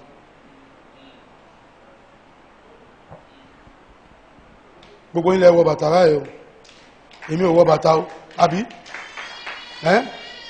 dressing mi ò complete, it's not good bó ṣe fẹsẹ̀ rìn kiri but ṣe mú pẹ́ tó ń họ́nà mi ṣé bàtà mi lẹ họ́nà, is it my dressing? Kí lẹ họ́nà? Grace. Mo mọ̀ pé tí mo bá fi lè ṣe grace ò sí mọ́. Ìgbà náà lọ́kàn rẹ̀ ti ń pè ẹ́ ní dáàdì ẹ̀ sọ pé pastor.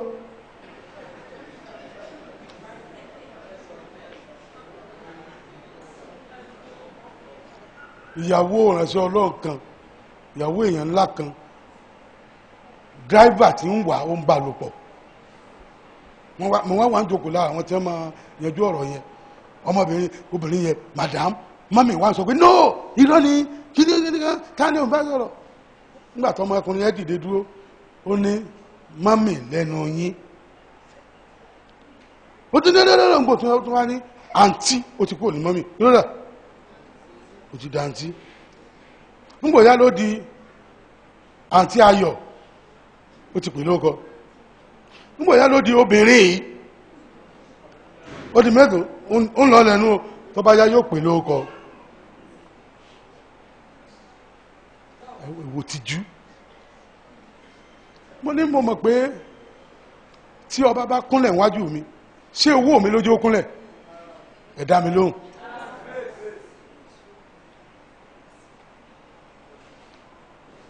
Àwọn pàtí kan gómìnà state kan wà ńbẹ̀ mo kọjá lọ ó sọ fún security ẹ̀ ó ní kó lọ sọ fún mi pé òun fẹ́ kí mi protocol ní òjò lè dìde kì bá dìde wá kí mi ṣùgbọ́n tó kó jẹ́ gómìnà kò kàn lè dìde tó bá dìde gbogbo àwọn tó dìde ó bẹ̀rẹ̀ 200 ó ní kan sọ fún mi pé òun fẹ́ kí mi mo wá lọ bá mo kí ìgbà tí ìyàwó ẹ̀ náà dé ó ti jókòó mo wá tàpẹ̀ ní ẹ̀yìn báyìí security kan wá mú ọwọ́ mi lọ́wọ́ ó wá wẹ̀yìn ó ní dádì orúnkún méjèèjì ló fi kúnlẹ̀ ṣé owó mi ló kúnlẹ̀ mọ́ ǹjọ́ mọ̀ pé ohun tó fún ẹ ní grace yẹn ó ní integrity ó ní holiness tó bá ti kú mbẹ ó ti tẹ́ kò sì dáa kó o tẹ́ o sọ pé o sọ fún ẹ pé ò ní tẹ́ o.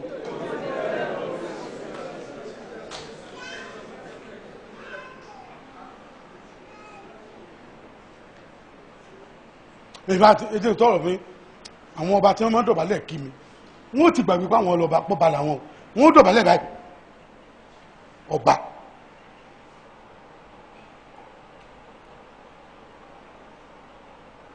Mo wá àwùjọ kan àwọn èèyàn ńláńlá àwọn pastors mi wọ́n dìde dúró kí mi sẹ́rù pàánà tẹ́rù pé owó mi náà kí ni àwọn nǹkan tí owó ò lè rà ní mo sọ fún ẹyẹ o owó ò lè jí òkú dìde o owó ò lè kó èèyàn jọ tí n bá ní kẹ́ ìjókòó gbogbo yẹn wá wá 2,000 ẹ̀ ti dìde tó wá jẹ́ pé 10,000 gbà sọ pé 10,000 my foot èmi lọ sùn tèmi o ṣùgbọ́n mọ̀ pé nǹkan kan bẹ nínú mi tó ò ní tó bẹ́ transfer sáyé which is grace tó bá ti kúrò ó ti disgrace ò dá o kò dá o ìjọ náà ló mọ̀ pé tí ń pọn ilé yẹn ó lè rí ẹfín o ẹ má jẹ́ kí rí fí o màá sọ̀rọ̀ sí yín o mo rọ tọ́jú orí yín ni o sí ò tí wà rí fí wọ́n bèèrè lọ́wọ́ bàbá wa kan pé bóòlè ká ti wá ṣe ẹni bàbá wa sáàni ẹni yẹn àbí kò sáà lè rí bàbá ẹ̀ fín ò lè rí bàbá ẹ̀ fín bàbá ni ó ń fọwọ́ tẹbi tó lágbára láre bàbá ni ó ń fọwọ́ tẹbi tí ibi tí electricity wà bàbá ni kìí ṣe bàbá tó bá jẹ́ pé mi ni tọ́mọ rẹ̀ bá ń jẹ́ Sàbáínà ma ní dádì ẹ ṣe ma ní ẹjọ́ ṣe lè ṣe bẹ́ẹ̀ sí Sàbáínà tí mo bá jẹ́ ọmọ yín lóòótọ́ jẹun kọ́pọ̀lọpọ̀ ní ìsìn ló jẹ́ pé ọmọ lọ́sàn-án àlè lóru ni the grace will disappear bẹ́ẹ̀ lọ́wọ́ Samson wọ́n ló ní wọ́n sì dìde bí ìtàtijọ́ ó ní kò sì mọ̀ pé mo tó abẹ́rẹ́ tó aburú bẹ́ẹ̀ ni pé èèyàn yìí mọ̀ pé ti fòun sílẹ̀ o èèyàn yìí mọ̀ o ẹnìkan advice mi pé ibì kan òun fẹ́ kí n lọ pé tí mo bá lọ pé nìyẹn fẹ́ mọ̀ mí tipẹ́tipẹ́ ìròyìn burúkú kì í pẹ́ tàn kiri ìròyìn rere náà sì máa tàn Bible sọ pé obìnrin Bible sọ pé nígbà tó ń sọ̀rọ̀ obìnrin virtuous woman kò sọ pé obìnrin olówó, obìnrin oníkíni níwà rí. That is obìnrin tó ní integrity náà ń pè bẹ́ẹ̀. Obìnrin tó ní integrity náà ń pè bẹ́ẹ̀. I will lay hands on you this evening. Numbers chapter 11 verse 20 to 29. Bible sọ fún wa wípé Mósè ó gbọ́wọ́ lé àwọn 70 lórí. Wọ́n ní ẹ̀mí tó sì wà nù rẹ̀. Ó sì wọnú wọn. Àwọn ẹ̀mí kan wà tí mo mọ̀ pé wà nù mi. Mo mọ̀ pé mo ní spirit of success. Àwọnú ẹ̀. Tó dákọ̀ ẹ̀mí kan. Wisdom. Yes. Kétúni. Integrity. Yes. Is. Gbogbo àwọn nǹkan wọ̀nyí tí n bá ti ń súre fún ẹ àwọnú ẹ lọ. Dìde dúró. Bẹ̀tẹ̀ inú wa sọ ìkankan fún mi lálẹ́. Báàbù sọ wípé nígbà tí Mósè ṣe bẹ́ẹ̀ tán kan pa Mósè tán, wọ́n ní Mósè sì kún fún wisdom. Ó sì lò 120 years. His eyes were not abated. He did not lose his strength. Ó sì tún ní okun even at 120 years. Mo fẹ́ pẹ́ láyé ṣùgbọ́n mi fẹ́ pẹ́pẹ́ tí wọ́n máa rù mí káàkiri. Mo fẹ́ kó jẹ́ pé bí mo ṣe ń ṣe ní ìsìn at the age of 75 kí n tún lè ṣe, 80 kí n tún lè ṣe, àbí mi ò ní ṣe. Ara tí màá fi ṣe náà ni pé Ọlọ́run á gbé yín ga débi pé lóṣù látọ̀dọ̀ yín màmá rí tó 20 million. Mo mọ̀ pé gbogbo ọdún méjì tẹ́ ti lò ọ̀pọ̀lọpọ̀ ní nǹkan tẹ́ ti kọ́ yín. Ara tẹ́ ti kọ́ yín pé má jẹ́ ẹ̀nà sí Ọlọ́run tí ò kì í sàndà mẹ́wàá o.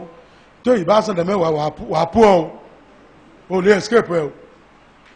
Rìpọ́ sàndà mẹ́wàá mí ní kò sàndà mẹ́wàá fún mi o. Rìpọ́ lọ ń bẹ́ẹ̀ sọ̀rọ̀ kó o dẹ̀ máa sàndà mẹ́wàá.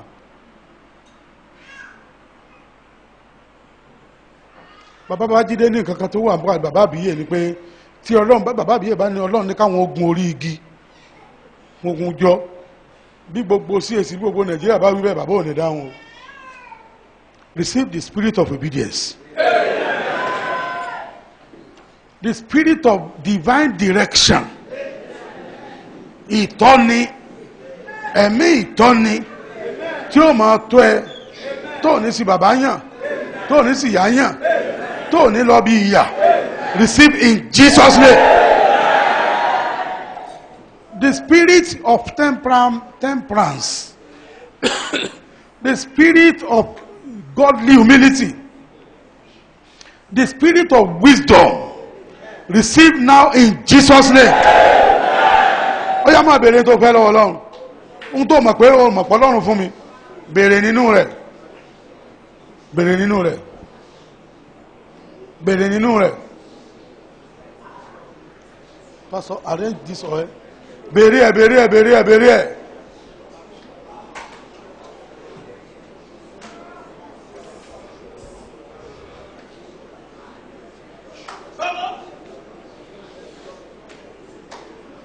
Máa béèrè.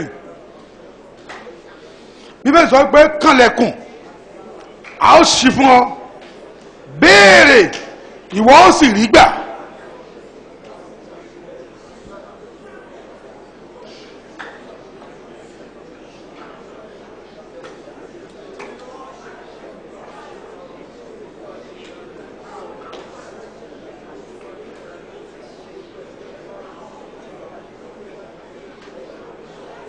Ní orúkọ Jésù Olúwa wa, ẹ̀mí Ọlọ́run fi sí mi lọ́kàn gbogbo yẹn gbàdúrà.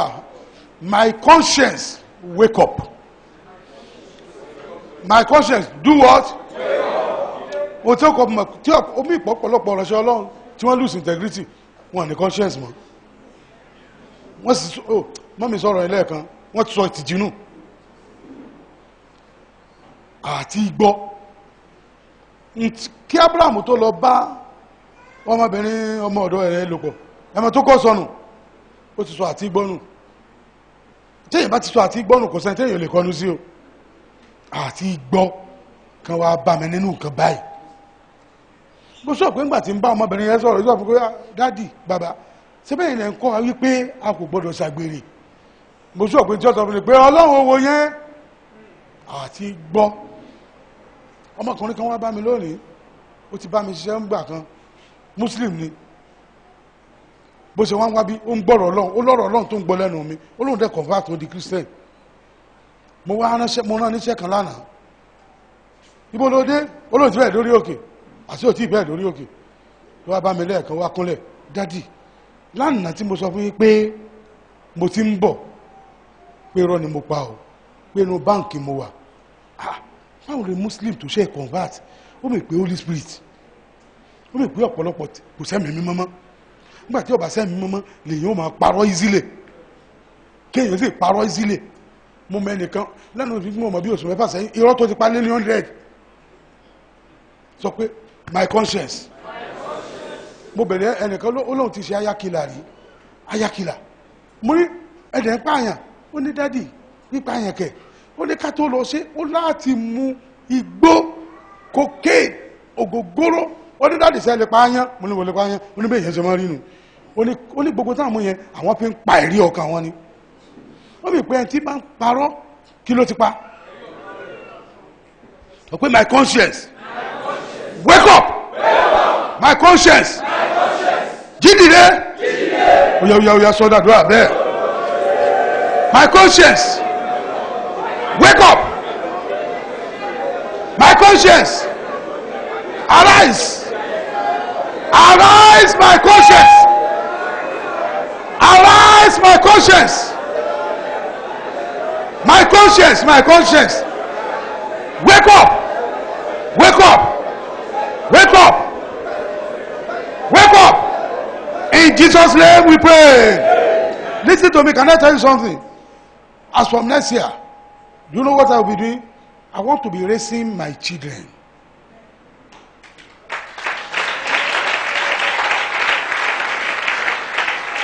So if you will be one of those who will my race, you say, come and sir. You must be able to teach and preach. Power for advancement kankan. Mo fẹ́ máa race yín.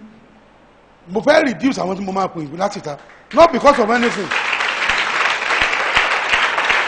I want to be racing you. I want to be doing what? I want to be racing you. Mo ti race ọ̀pọ̀lọpọ̀ àwọn ẹ̀ níta. Now I want to come home. I want to be racing you. Tí màá jókòó báyìí.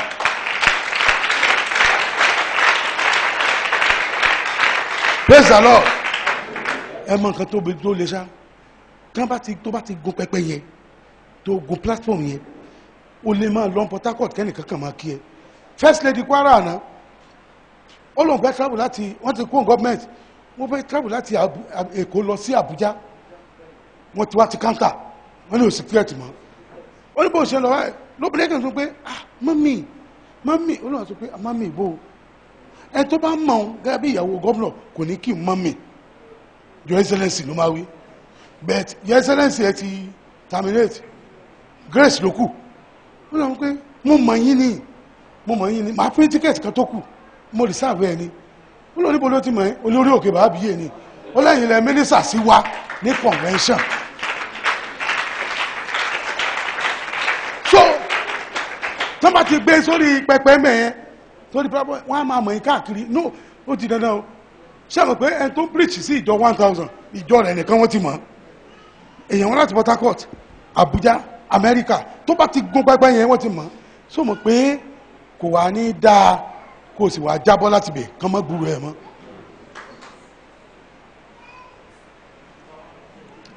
For everything you have asked from God, godly wisdom, genuine humility, receive in Jesus' name.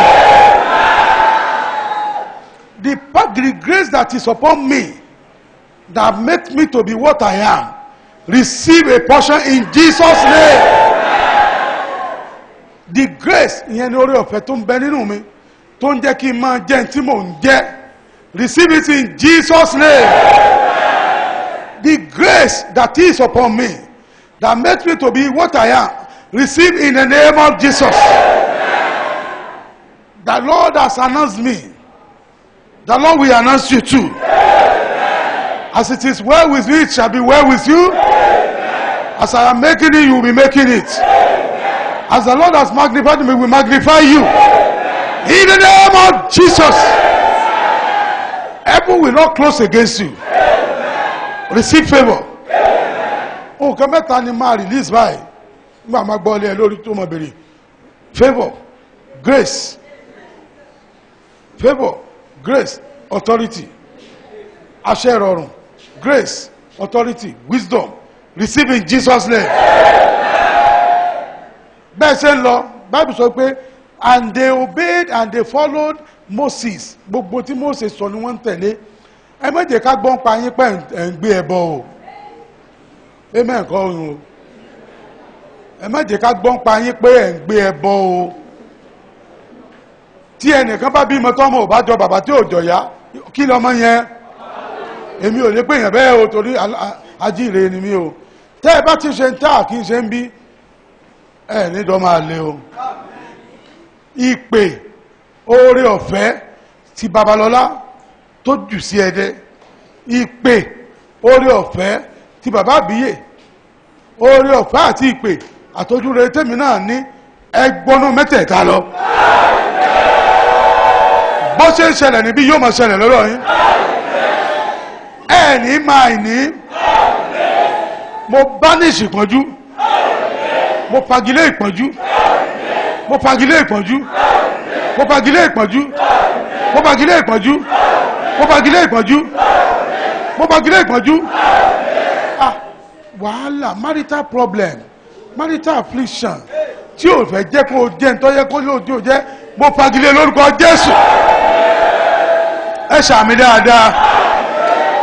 What makes me to be what I am? Receive a portion of it in Jesus' name. Great prophets will arise among you.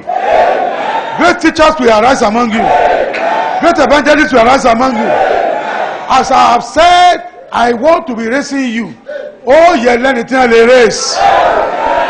So mọ̀ pé ọmọ tó bá yàgbẹ́ sára bàbá rẹ̀ ò lè gbé o. Kì í ṣe pé kó jọ ọmọ Bible school nìkan o gbọ́dọ̀ jẹ́ tó ń gbégbé ayé integrity. Mi ò gbọ́dọ̀ gbé sórí pẹpẹ kankan mọ́ pé obìnrin ní ìtọ́lù àwọn èèyàn jìbìtì. Ẹnìkan tí mo dá dúró ń gbà kan báyìí láìpẹ́, àwọn EFCC ní gbé kámẹ́rà àti handcuff wọ́n lọ ká mọ́ ṣọ́ọ̀ṣì. Ọlọ́run ní kò wá ṣọ́ọ̀ṣì jọ́nà àṣẹ ti wá bí wọ́n ní gbọ́n débì wọ́n sọ pé mo ti dá dúró, otherwise nínú ṣọ́ọ̀ṣì wọn bá ya lùjọ́ náà. Má jẹ́ ká bá ọ nínú ìjà ìbànújẹ́ o. Lórúkọ Jésù ò ní dójú ti ìpè yìí. Ó dáná ẹ ó jù mí lọ. Èmi náà ò ní dúró lójú kan. Ẹ ó jù mí lọ. Bẹ́ẹ̀ ni yóò rí. Ẹ ti rí mi lọ́dún yìí, ẹ tún rí mi lọ́dún tí ń bọ̀. Ẹ rí ìyàwó mi lọ́dún yìí, ẹ tún rí wọn lọ́dún tí ń bọ̀. Gbogbo ẹlẹ́tọ́rọ̀ sẹ́ rí ẹ tún rí wọn lọ́dún tí ń bọ̀. Ṣùgbọ́n wọ́wọ́ ọ̀tún rẹ wò, wọ́wọ́ òsì ẹ.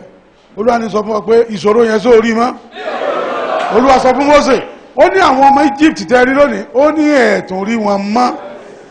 Ogun Egypt yẹn ẹ ní rí mọ́. Bẹ́ẹ̀ ni yóò rí. Aṣọ funfun gbogbo yín wọ̀ yìí o. Ẹ ní da aláṣọ ìbànújẹ́ o. Ẹ ní di wòlíì aláṣọ pípọ́n. Kó rí bẹ́ẹ̀, kó ṣe bẹ́ẹ̀ ní orúkọ Jésù Olúwa wa.